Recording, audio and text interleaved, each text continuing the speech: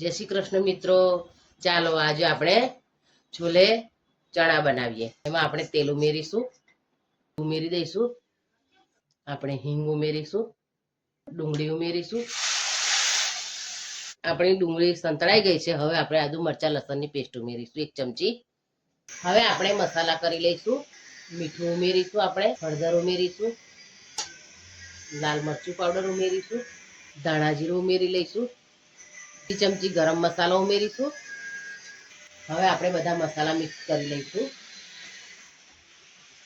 પાણી ઉમેરીશું,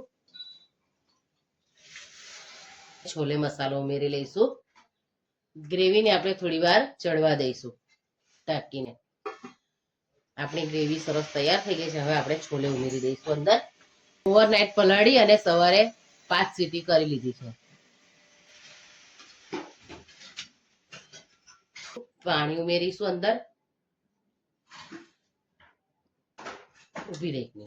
હવે આપણે 1 ચમચી ભરીને મલાઈ ઉમેરીશું। જે આપણે ઘરે મલાઈ હોય છે એ જ મેં ઉમેરી છે, એનાથી સરસ ટેસ્ટ આવે છે એનો, એટલા માટે। હવે આપણે મિક્સ કરી લઈશું બરાબર।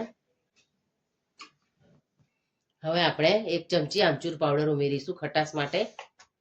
આપણે છોલેમાં સ્મોકી ફ્લેવર એડ કરીશું, એની માટે મેં આ કોલસાને ગરમ કરી અને આવી રીતે મૂકી દીધો છે। આ રીતે 1 ચમચી ઘી ઉમેરવાનું છે અને ઢાંકણ ઢાંકી દેવાનું છે। આ રીતે તમે સ્મોકી ફ્લેવર એડ કરશો તો તમારા છોલેના ટેસ્ટમાં વધારો થઈ જશે, એટલે તમે ચોક્કસ સ્મોકી ફ્લેવર એડ કરજો। આ રીતે આપણા છોલે સરસ તૈયાર થઈ ગયા છે। અમે છોલે સાથે ખાવા માટે પરોઠા બનાવીએ છીએ, તમે ફુલકા રોટલી પણ બનાવી શકો છો। આ રીતે આપણે પરોઠાને વણી લેવાનો છે।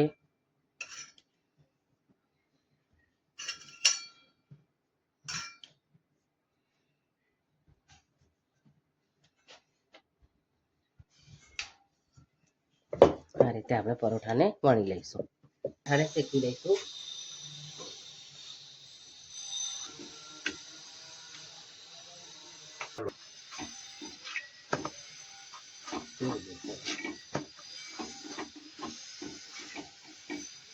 છોલે ચણાનું સબ્જી એને મેં પરાઠા સાથે સર્વ કર્યા। તમને મારી છોલે ચણા બનાવવાની રીત ગમી હોય તો તમે મને કોમેન્ટમાં લખીને જરૂર જણાવજો। તમે મને કોમેન્ટમાં લખીને જણાવશો તો મને ખબર પડશે કે તમને મારી રેસિપી ગમે છે કે નહીં। અને મારો વિડીયો ગમે તો તમે લાઇક અને સબસ્ક્રાઈબ જરૂર કરજો। Thank you.